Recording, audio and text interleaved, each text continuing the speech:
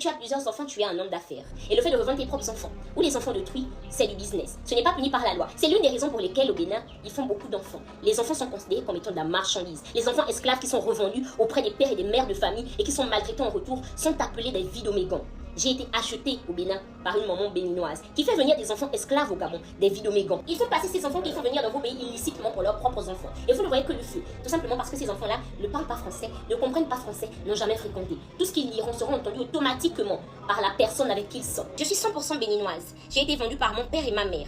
Béninois, rachetée par une femme béninoise vivant ici au Gabon. J'ai été libérée. Libérée par les esprits du Gabon qui ne supportent pas la maltraitance humaine. Libérée grâce à cette maman voisine qui a été très gentille avec moi. La juriste, bonjour. Je me prénomme Mayo Délé. J'ai 23 ans aujourd'hui. Je suis arrivée au Gabon à l'âge de 8 ans. Et voici ma courte histoire. La dame qui m'a achetée au Bénin et m'a transportée du Bénin jusqu'au Gabon s'appelle Maman Gabi.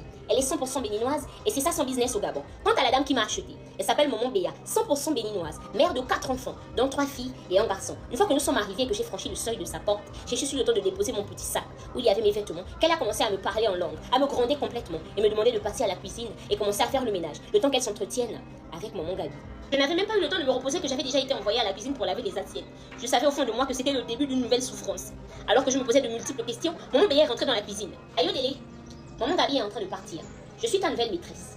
Tout ce que je vais te demander de faire, tu fais. Si jamais tu ne travailles pas, je vais te corriger.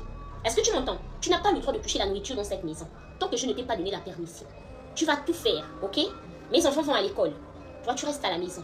Tu fais tout ce qu'il faut faire. Tu ne veux pas voir quelque chose sale. Je ne veux pas te voir assise. Tu travailles. Tu es venu ici pour travailler. Est-ce que tu as entendu? Ok. Termine. Tu vas venir allumer le feu.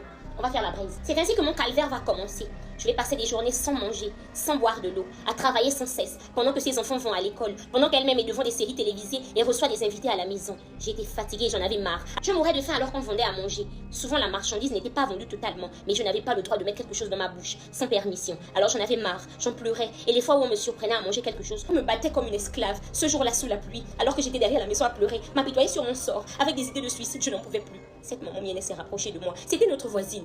Elle pratiquait des rites traditionnels. Elle initiait des gens chez elle, il y avait un temple à côté de sa maison. Alors elle m'a posé la question de savoir pourquoi ta mère te traite comme ça. Les autres vont à l'école, pourquoi tu ne pars pas à l'école? Tous les jours tu pleures, tu es battue comme une esclave, qu'est-ce qu'il y a? C'est ainsi qu'avec le peu de français que je parlais, j'ai pu expliquer à ma manière pour lui faire comprendre que je ne suis pas en réalité la fille de cette femme, que je suis son esclave, son vidomégant. C'est ainsi que la maman voisine dont je vais taire le nom, prise de colère et de compassion, m'a tenue par la main et m'a ramenée chez maman Béa. Madame, chez nous au Gabon ce n'est pas comme ça. Ce que vous êtes en train de faire à cette jeune fille-là, ça ne me plaît pas. Je suis initiée. Et mes génies n'aiment pas ça. Tous les jours, cet enfant-là pleure. Si tu ne cesses pas, tu vas payer ça. Dans le pays, on ne cautionne pas les bêtises. Ici, c'est une terre sacrée. J'ai mes génies ici. Et nous sommes fatigués d'écouter cet enfant-là pleurer. Si tu n'arrêtes pas avec ce que tu fais, tu vas rentrer dans ton pays, soit morte, soit tu iras en prison. Compte sur moi. Oh! Va faire ton bruit là-bas. Va raconter ce que tu veux raconter là-bas. Moi, je suis béninoise. Essaye, tu verras. Et toi, madame, passe ici. Comme tu ne comprends pas, elle m'a battue toute la soirée. Je me suis réveillée le lendemain, défigurée. Et lorsque la voisine s'est levée et m'a vue, elle a tout de suite compris que maman Béa n'allait jamais cesser. C'est ainsi que les esprits du Gabon ont agi. Au vu de ce que j'ai raconté à la voisine, qui était d'ailleurs totalement vraie, maman Béa a pris une décision ferme vis-à-vis de moi. Moi qui auparavant dormais à 22h pour me réveiller à 5h du matin, désormais, j'avais le droit de m'endormir qu'à 1h du matin pour me réveiller à 5h du matin. Et si jamais j'osais me réveiller à 6h, j'avais droit à une bastille qui ne disait pas son nom. C'est ainsi que j'ai tout raconté à la voisine. Et désormais, je n'avais plus le droit de manger dans cette maison. La voisine se chargeait de me laisser à manger derrière la maison. Et elle m'a rassurée en me disant, ne t'en fais pas. Les génies vont se charger d'elle. Le temps passait. Je vous épargne les détails. J'étais nourrie désormais par la voisine en cachette. Maman Béa, quant à elle, commençait à s'affaiblir, à dépérir. Et toutes ses copines commençaient à lui poser la question de savoir qu'est-ce qu'elle avait. Elle maigrissait. Qu'est-ce qui se passait? On lui a demandé de faire un tour à l'hôpital. Elle a fait tous les examens qu'il fallait. Mais on ne trouvait rien. Jusque-là, je n'avais aucun doute. Pour moi, c'était peut-être la fatigue. Je ne me doutais de rien. Jusqu'à ce que ça devienne encore pire. Ce jour-là, c'était un mercredi.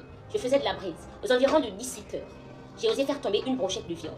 Maman Béa s'est mise à me poursuivre, afin de me frapper, et elle a été prise par une sorte de crampe, que je ne saurais expliquer. Elle a crié de toutes ses forces, et s'est jetée au sol. La voisine était debout devant sa porte, à sourire. Ce même soir-là, maman Béa a passé la pire nuit de sa vie. Elle a passé tout son temps à pleurer et le lendemain au réveil, son pied était devenu tout noir. C'est ainsi qu'elle a appelé ses confrères béninois et leur a expliqué qu'il faudrait qu'elle rentre au pays, qu'elle sent qu'il y a quelque chose qui ne va pas, elle sent qu'elle est en train de mourir.